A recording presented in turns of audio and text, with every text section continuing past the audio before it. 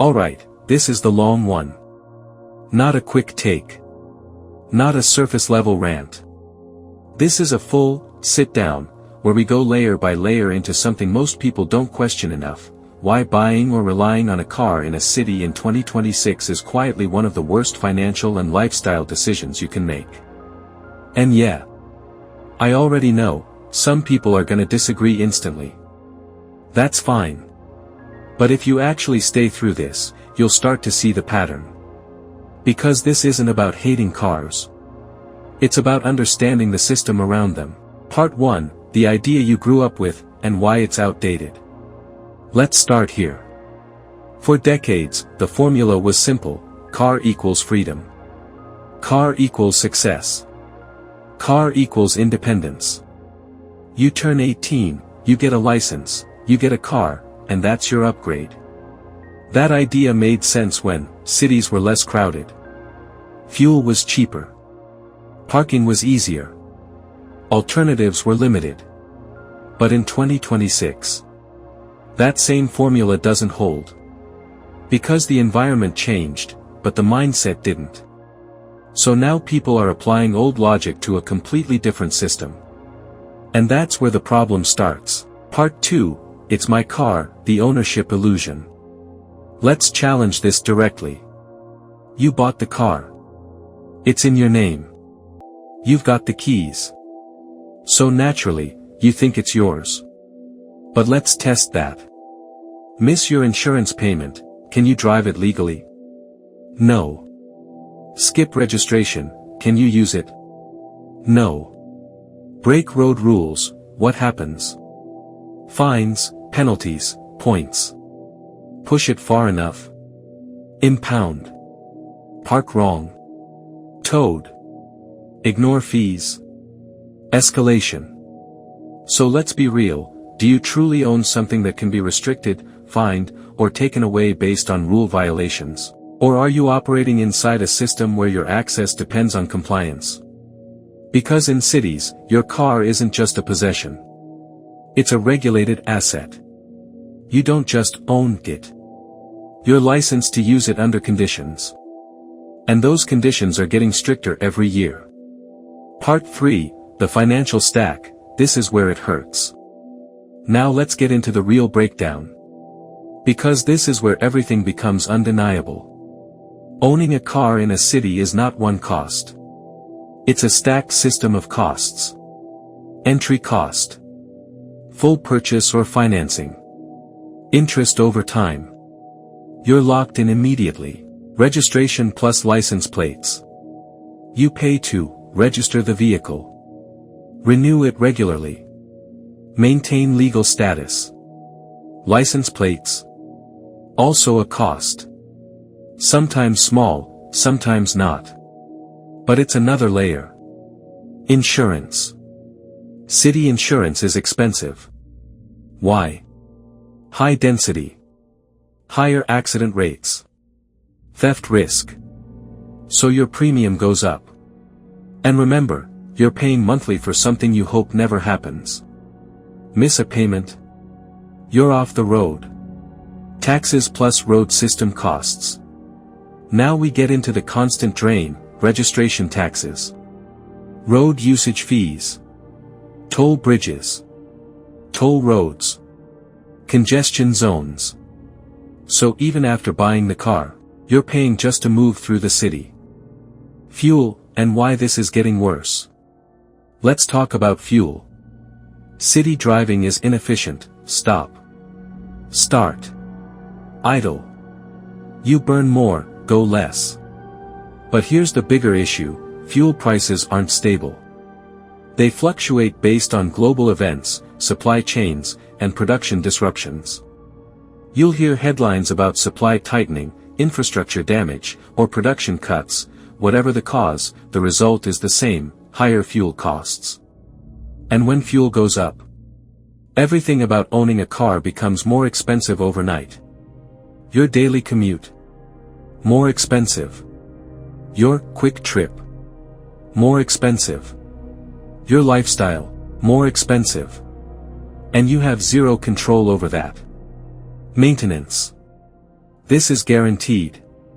Oil changes. Tires. Brake systems. Batteries. Unexpected failures. And it's never scheduled at a convenient time. It just happens. And you pay. Parking. In cities, parking is a battle. You either waste time searching, or spend money securing. Daily fees. Monthly parking. Fines. So you're paying to store your car, most of the time. Part 4, the enforcement system. Let's talk about control. Because this is where people get uncomfortable. Cities today are monitored heavily: cameras, automated fines, parking enforcement, digital tracking, brake rules. You pay. Ignore them. Escalation. And yes, if things go far enough, your vehicle can be impounded under local laws. Not randomly. But because your ability to use the car depends on following the system. So again, you don't have full control. You have conditional access. Part 5, the city is no longer built for you. This is the shift people underestimate. Cities are evolving. And they are not prioritizing cars anymore. We're seeing car-free zones, reduced parking, higher fees, bike lanes, expanded public transport. Cities are optimizing for efficiency, density, people movement, not individual car usage. So if you're buying a car, you're stepping into friction. Daily friction. Part 6, time is bleeding out. Driving in a city costs time. Not sometimes. Every day. Traffic. Signals. Parking hunts. You lose hours per week. Days per year. And here's the thing, you don't notice it immediately. It feels normal. Until you compare it to alternatives. Part 7, mental energy drain. Driving is constant attention. Watching.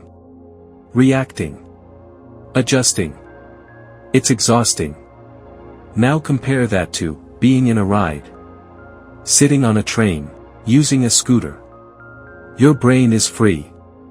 That difference matters. Part 8, the new meta, mobility, not ownership. Here's the shift, you don't need a car. You need mobility. Ride-hailing. No maintenance. No parking. No long-term cost. Pay when needed. Public transport. Predictable. Efficient. Scalable. Moves while cars sit. Micromobility. Fast for short trips. No parking stress. Low cost. In cities. Often the fastest option. Part 9, opportunity cost. This is the silent loss. All the money tied up in your car could be invested. Saved. Used to build something. Instead, it's depreciating. Cars lose value. Every year. Part 10, the psychological trap. People don't just buy cars for utility. They buy them because it feels like progress. It feels like independence. It feels like success. But in cities today, that signal is outdated. Real freedom is flexibility. Not being tied down. Part 11, when cars still make sense. Let's be real. Cars still work in suburbs, rural areas, specific jobs. But cities, that's no longer their strongest environment. Final section, the question you need to ask. Not, can I afford a car? But, is a car the smartest tool for my life in this environment? Because in a city in 2026, for a lot of people, it's not. And the craziest part? Most people won't realize this up front. They'll realize it slowly, one payment at a time. One fine at a time. One fuel increase at a time. And by then, They're already locked in. So before you commit, before you sign, before you upgrade, just think about it. Because a car today isn't just transportation. It's a system. And that system comes with costs most people don't fully see. Until they're deep in it. And yeah, that's the part nobody tells you. But now you know.